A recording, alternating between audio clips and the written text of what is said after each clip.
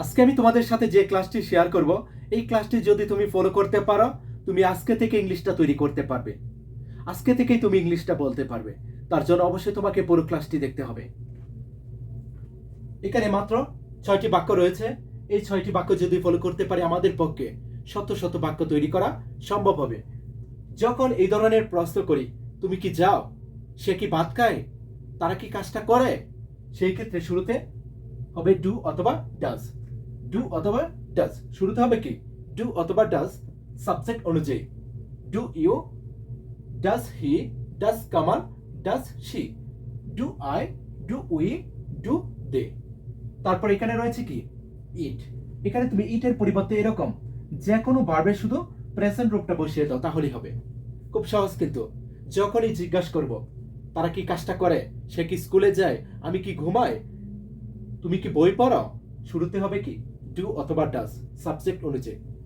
Do you ইট, তুমি কি খাও। ডু ইউ গো, তুমি কি যাও। ডু ইউ রিড, তুমি কি পড়ো। ডু ইউ স্লিপ, তুমি কি ঘুমাও। Do you write, do you write, তুমি কি লিখো। খুব সহজে কিন্তু জিজ্ঞাসা করতে পারবো। ডু ইউ রাইট, তুমি কি লিখো। খুব সহজ কিন্তু। ডাজ হি ইট, সে কি খায়। ডাজ কামাল ইট, কামাল কি খায়।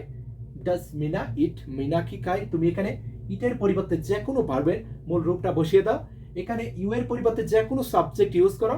সাবজেক্টের সাথে দেখবা ডু হয় নাকি ডাজ হয়, ডু হয় নাকি ডাজ হয়, এই বিষয়টা শুধু আমাদের মনে রাখতে হবে।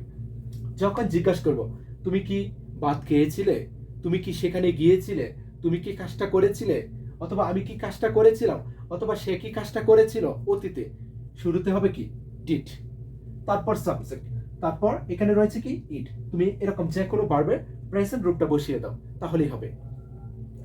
ডিড ইউ ইট, তুমি কি খেয়েছিলে। ডিড আই ইট, আমি কি খেয়ে। ডিড ইউ ইট, তুমি কি খেয়েছিলে। ডিড আই ইট, আমি কি খেয়েছিলাম। ডিড হি ইট, সে কি খেয়েছিল। ডিড কামাল ইট, কামাল কি খেয়েছিল। সবার সাথে হবে কি ডিড। ওকে। আর যখন জিজ্ঞাসা করব তুমি কি যাবে, তুমি কি কাজটা করবে, সে কি আমাকে সাহায্য করবে, শুরুতে হবে কি উইল। সবার সাথে উইল, সবার সাথে ডিড। তারপর এখানে সেম আগের মতোই ইট এর পরিবর্তে তুমি যে কোনো ভার্বের প্রেজেন্ট রূপটা বসিয়ে দাও। ইউ এর পরিবর্তে যেই কাজটা করবে তাকে বসিয়ে দাও। ওকে। উইল ইউ ইট, তুমি কি খাবে। উইল ইউ গো, তুমি কি যাবে। উইল ইউ রিড, তুমি কি পড়বে। খুব সহজেই কিন্তু জিজ্ঞাসা করতে পারবো। যখন জিজ্ঞাসা করব যে তুমি কি যাচ্ছ, সে কি ভাত খাচ্ছে, তারা কি ঘুমাচ্ছে, সেই ক্ষেত্রে শুরুতে হবে কি আর। মানে এখানে এম ইজ আর থেকে যে কোনো একজন এখানে হতে পারে। শুরুতে এম ইজ আর, এদের যে কোনো একজন হবে সাবজেক্ট অনুযায়ী। যদি এখানে আই তাকে বলবো কি এম, যদি এখানে কামাল তাকে হবে কি ইজ, যদি এখানে উই তাকে বলবো কি আর। ক্লিয়ার। আর ইউ ইটিং, তুমি কি খাচ্ছ। আর ইউ গোয়িং, তুমি কি যাচ্ছ। আর ইউ রিডিং, তুমি কি পড়ছো। এখানে তুমি ইটিং এর পরিবর্তে এরকম যত ভার্বের প্রেজেন্ট রূপ রয়েছে তার সাথে শুধু আইএনজি যুক্ত করে বলবা, তাহলেই হবে। আইএনজি যুক্ত করে বলবো, তাহলে কি হয়ে যাবে। আর ইউ ইটিং, তুমি কি খাচ্ছ। ইজ হি ইটিং, সে কি খাচ্ছে। এম আই ইটিং, আমি কি খাচ্ছি। খুব সহজ কিন্তু। ওকে।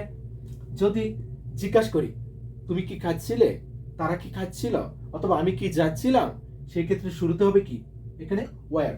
এখানে ওয়াজ অথবা ওয়ার, এদের যে কোনো একজন এখানে হতে পারে। ওয়াজ অথবা ওয়ার সাবজেক্ট অনুযায়ী। ওয়ার ইউ ইটিং, তুমি কি খাচ্ছিলে। ওয়ার ইউ গোয়িং, তুমি কি যাচ্ছিলে। ওয়ার ইউ রিডিং, তুমি কি পড়ছিলে। খুব সহজ কিন্তু। ওয়াজ আই ইটিং, আমি কি খাচ্ছিলাম। ওয়াজ হি গোয়িং, সে কি যাচ্ছিল। ওয়াজ কামাল রিডিং, কামাল কি পড়ছিল। খুব সহজেই কিন্তু জিজ্ঞাসা করতে পারবো। যদি জিজ্ঞাসা করি তারা কি কাজটা করতে থাকবে, তুমি কি পড়তে থাকবে, তুমি কি খাইতে থাকবে, সেই ক্ষেত্রে শুরুতে হবে কি উইল, সবার সাথে উইল। তারপর এখানে যে কোনো সাবজেক্ট হতে পারে, তারপর হবে কি বি। তারপর এরকম শুধু ভার্বের যে প্রেজেন্ট রূপটা রয়েছে তার সাথে আইএনজি যুক্ত করে বলবো, তাহলেই হবে। এখানে যে কোনো সাবজেক্ট হতে পারে।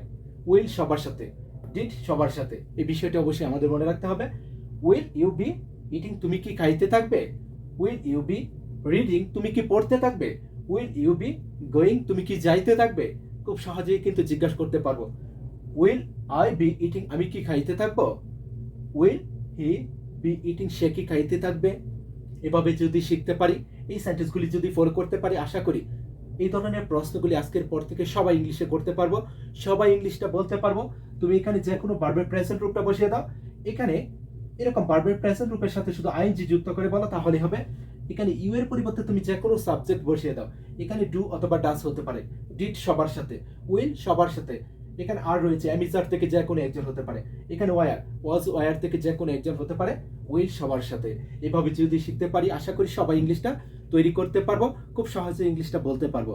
যদি ক্লাসটি ভালো লেগে থাকে অবশ্যই শেয়ার করে দিও। ওকে, বেস্ট অফ লাক।